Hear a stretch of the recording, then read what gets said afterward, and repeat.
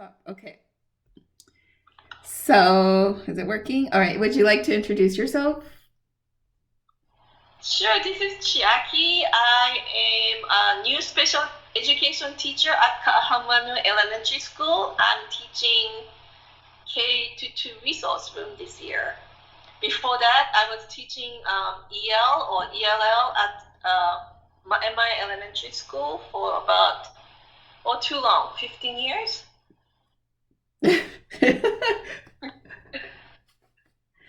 Okay, my question today is how do you see, um, or do you see actually, Native Hawaiians being classified in specific learning disabilities category?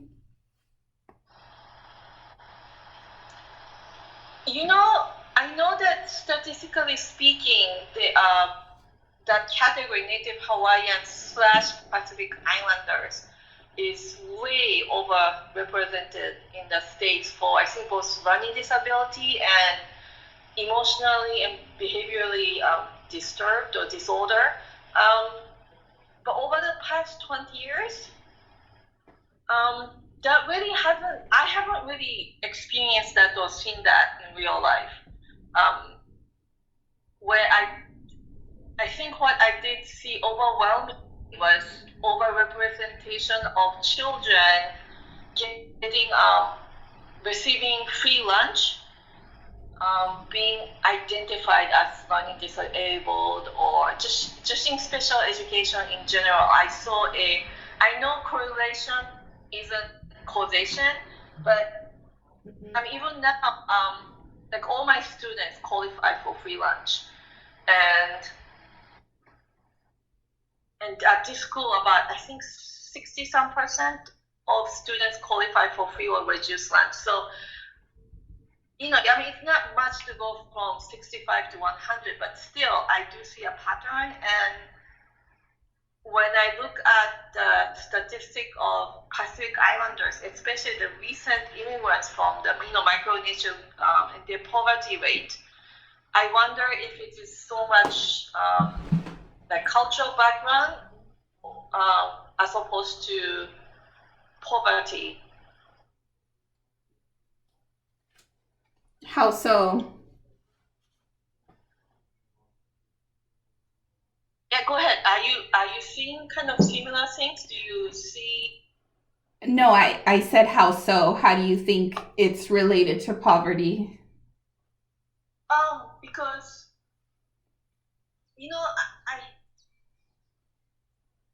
I mean we're all going through a really stressful time right now, but I think growing in poverty, the stress level is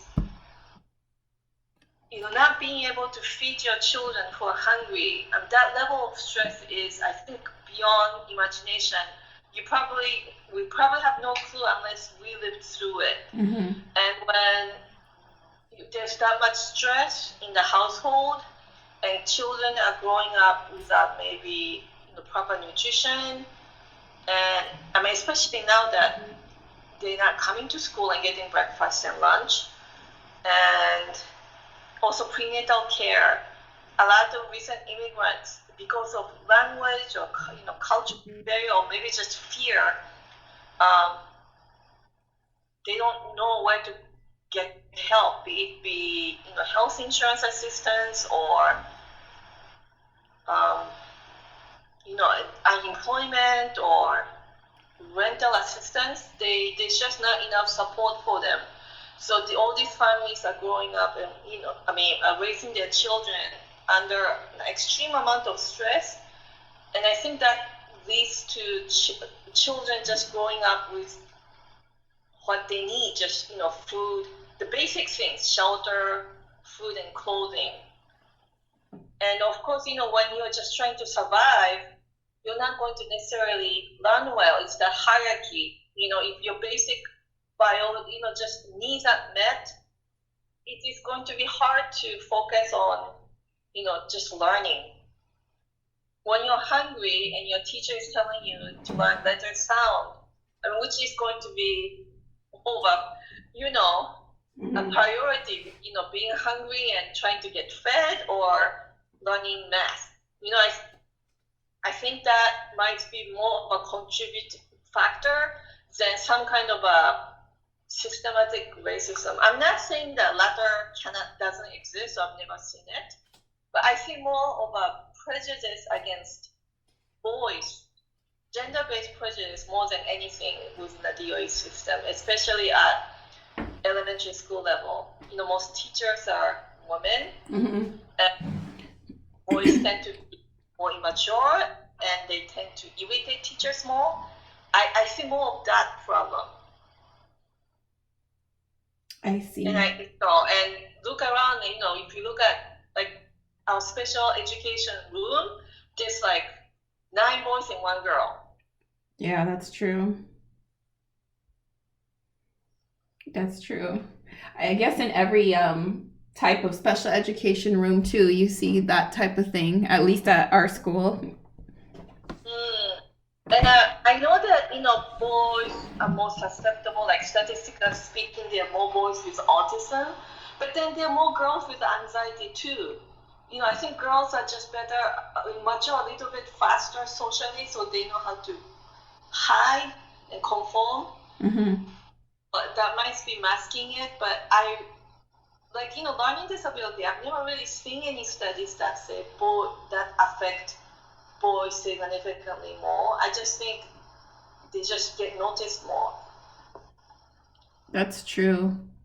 That's true. And then in terms of Native Hawaiians being classified, I know you talked about last time a little bit about how the classification is not just Native Hawaiians, it's Pacific Islanders, and it's encompassed in one. Is there a way you think that they'll change that maybe on the census, or you think it's going to stay the same? Well, I really think DOE already has a way of tweaking that out. It's right on the registration form. So I don't know why they group them together, because their experiences, their history, even their, of course, they have something in common, but if, their story is so different. Whereas Native, people of Native Hawaiian descent were here, and they were here and they were colonized, which is terrible. But that is also a very different story from, coming from Micronesia, because I think we talk about dialysis, how a lot of Micronesian families find themselves, in the United States because they don't have access to something as simple as this. I don't really understand why it's not possible to have a dialysis center somewhere in Micronesia, but their habitat literally were nuked, and now they are put in this situation where when your land is destroyed, it's really hard to keep on going, and then now they migrate here, and then they don't have a lot of resources. And again, they live in poverty. There's also cultural difference of expectations, like what's expected from parents, what's expected from preparedness. Like preschool might be a completely foreign concept to a lot of these families.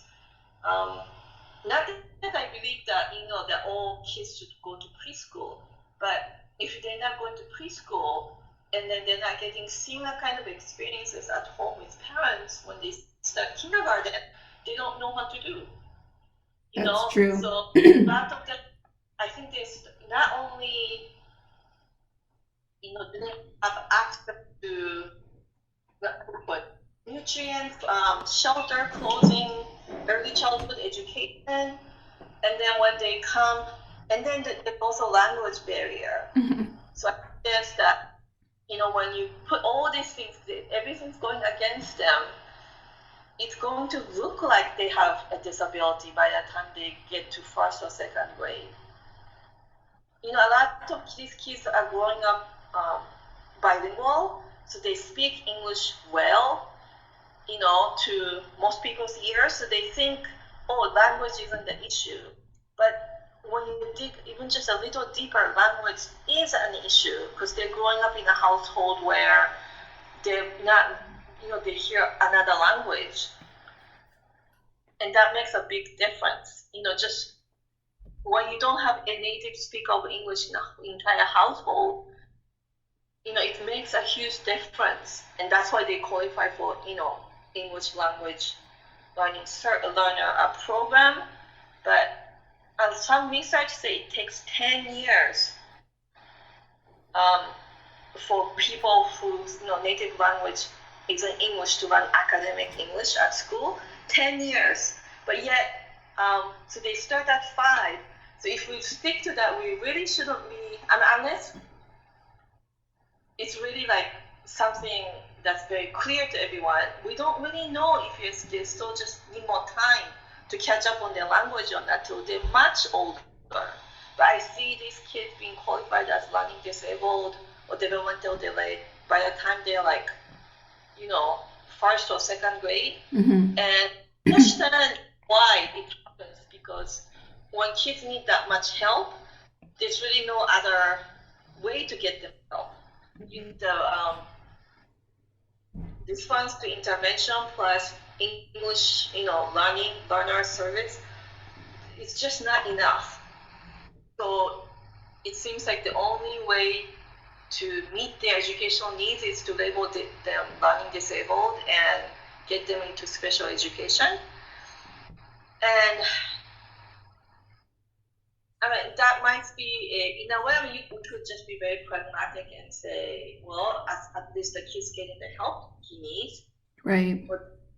But I wish that wasn't the case. I wish we can actually deliver help all kids who need them, without making them,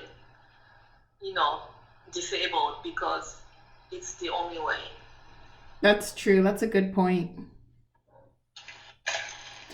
So how do you think that would happen? Like, how could we take, I guess, kind of like even out the numbers so that, I don't know, it seems like they have the highest rate of specific learning disability. So how could we kind of not have that number be so large, besides the fact of like the grouping that we talked about?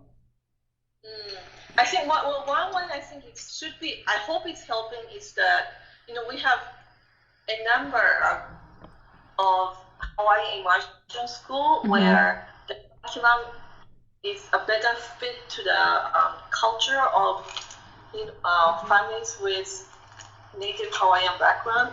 I hope that. But as far as the recent immigrants from other Pacific islands, I think they need early childhood intervention. They, like Bishop Estates have the preschool program. I hope they expand. They're sitting on these billions and billions of dollars of assets, and they only take 1 out of, I think last time I heard, like 10 applicants. I don't really understand. It's not my money, it's not really for me to tell them how they should be spending their money, but it has made me wonder why it's so exclusive. Right. And I wish they can reach more people, because preschool in Hawaii is really expensive. A lot of program costs about $1,000 a month. It starts anywhere between, the all-day program is at least $800. It goes to like $1,200 plus, depending on what time you can pick up your child. And many families, if you have 3 kids, that's like $3,000 a month after tax money. For a lot of Micronesian families, that's just not going to happen. So I wish we had, if we had universal preschool program for families who want that, I think that would help a lot together with community outreach, targeting people with families who really should be there. I know this Head Start preschool and whatnot, but it's just not enough. Yeah, that's true. Why do you say that though? Like look at our school. We have Head Start preschool program, right? And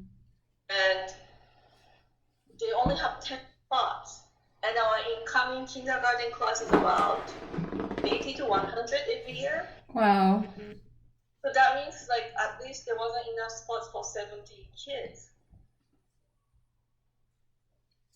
That's Maybe it's true. because, I mean, we just don't have, we don't, I think we have, somebody, I don't know what happened to the idea. We were supposed to have a universal preschool program.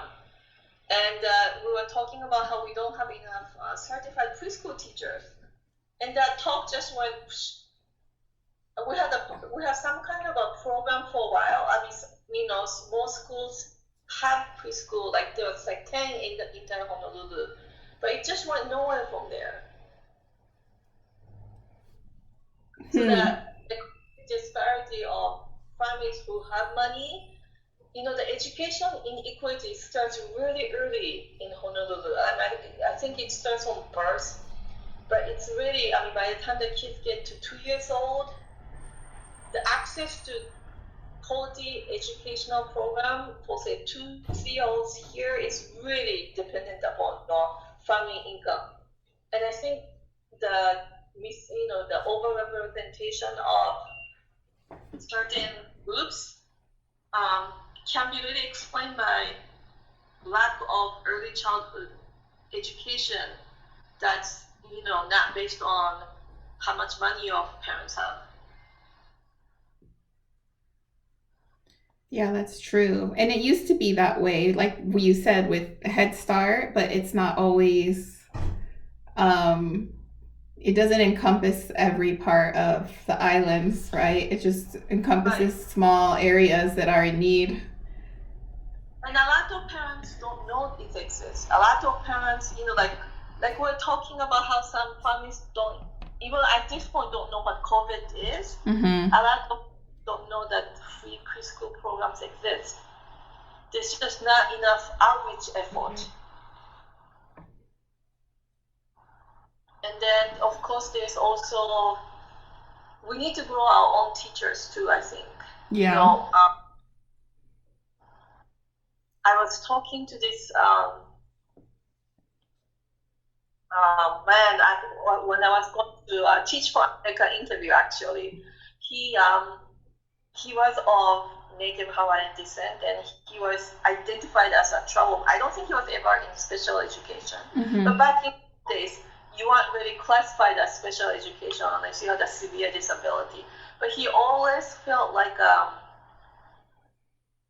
troublemaker, and it really affected him. He said that there was no teacher at his school who looked like him or who spoke Hawaiian Mm-hmm. and who, understood that before, he was tired, exhausted by the time he came to school because he had to help his family with fishing or taking care of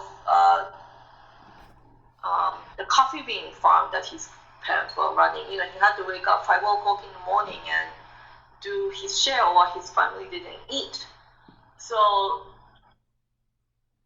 I think there's a lot more we can be doing with trying to recruit from within underrepresented communities as far as teachers go.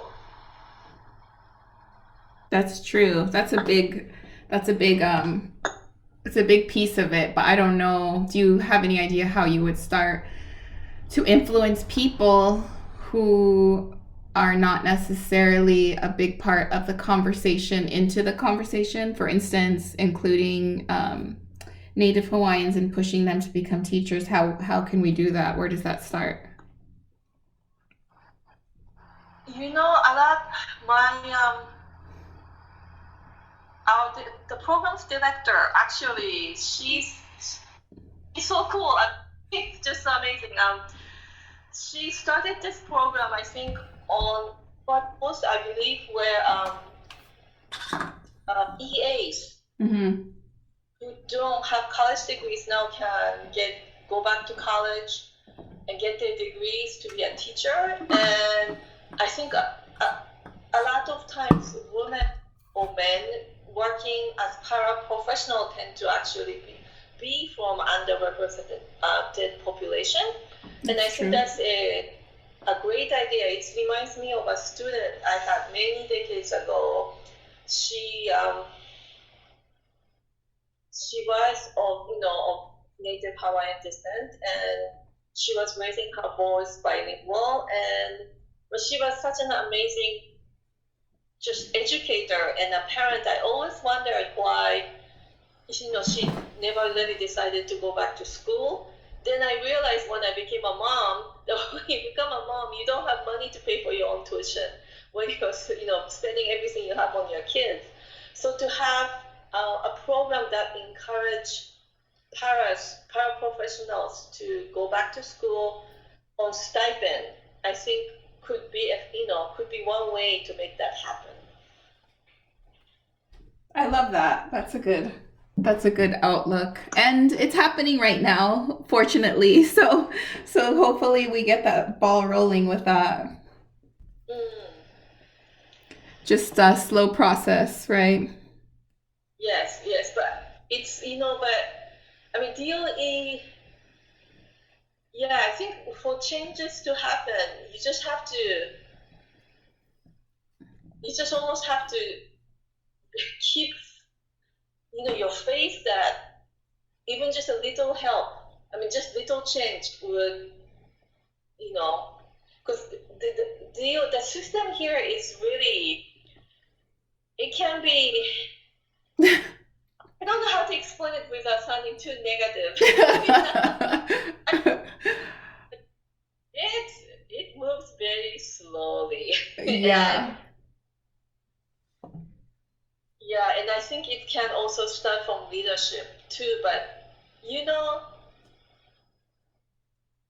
it's I think we have to that's why, I mean I've lived here so long and I feel really embarrassed that if somebody asked me to teach how studies, I would say the same. I don't feel comfortable. I don't really know enough. Yeah, Yeah, so I think like we have to change too. that's Like we have true. to make more effort to learn the language and the culture, the history, geography. So so the kids of different backgrounds feel like they can relate to what they're learning and maybe to inspire them to become teachers. I mean, the kids who are growing up bilingual should, especially, I mean, because we live in Hawaii, they're bilingual, English and Hawaiian. They should be given more opportunities to shine. Yeah, that's true. And they should be don't be teaching both languages, and kids who are growing up, bilingual should be like an assistant during that time. You're right. And you're right about holding ourselves a little bit more accountable to that part of that. I know it's so hard because I mean my excuse is that I'm exhausted, and I mean I would love to sign up to something. I know that before this COVID thing happened, actually, we were encouraged to sign up for Hawaiian class, and DOE was going to pay tuition. And I mean, right now with distance learning and everything, it's not something I can make time for, but I would love to sign up for something like that during summer. So instead of watching, Netflix all summer, I'll be doing something productive. Yeah, I agree with that. And it, like you said, it's only going to help all of us just to be more aware and also to get that number down because it's not fair to see that number so large. And I think that, we need to have more of when it comes to outreach to families living, like homeless, in homeless shelters or just really living in poverty. We need to have, because DOE can't be everything. Yeah. The one thing I think DOE can do better is work with the other agencies so the children are being taken care of, not just piecemeal, but there's like a comprehensive plan to be helping children who are growing up in poverty. Because I think that that makes such a difference. That's And true. kids shouldn't have to worry about not having school supplies or school uniform. Yeah, you're right. You have a lot of background and knowledge with all of this. I'm glad I asked you, honestly. Well, thank it's really. I think in a way, because I grew up in a place where we didn't have this problem, it's at least wasn't so. I mean, we had these problems even as I was growing up, but wasn't as so. It was still mild compared to what I see, and it really bothers me that children's education's quality is being affected by how much money their parents have, and I think that's really unfair and really not. I mean, even if you care a little bit about social justice, that should bother everyone. That's true. It is a really big deal. And like you said, like they shouldn't have to care about those things and worry. It's not something a child even has the capacity to comprehend, so they really shouldn't worry about it. Mm, I know, and yeah, I mean, it's one of those things. When you come to school, you have ukus, you have holes, like Hmm. lots of holes on your shirt, your Yeah, shoes don't fit you because your parents can't afford, proper size shoes. It's all these things put together, and you're hungry because you didn't get to eat dinner last night, and your parents didn't drop you off at school early enough to have free breakfast. I mean, how do we expect these kids to focus on learning? that's true. And that is the reality of many kids at this school. That's true. It's just basic human survival is first. And then, they get teased because they have ukus, or they get teased because of all these things. I mean, I can understand why, say, learning's, fraction just isn't a priority for these kids. That's true. Well, thank you so much for your. I don't even want to end it like that, but thank you so much for your insight. Well, I'm sure, I'm hoping that things will get better. I Hopefully, think we'll come out of the pandemic with more compassion, more empathy for everyone else around us. I hope so. And I think that there's more awareness. It's just gonna hopefully push us all to do more for this issue. Yeah. Oh, I'm sorry. It is kind of depressing, but no, that is why we're so glad that you're here taking care of our kids. But Oh, thank you.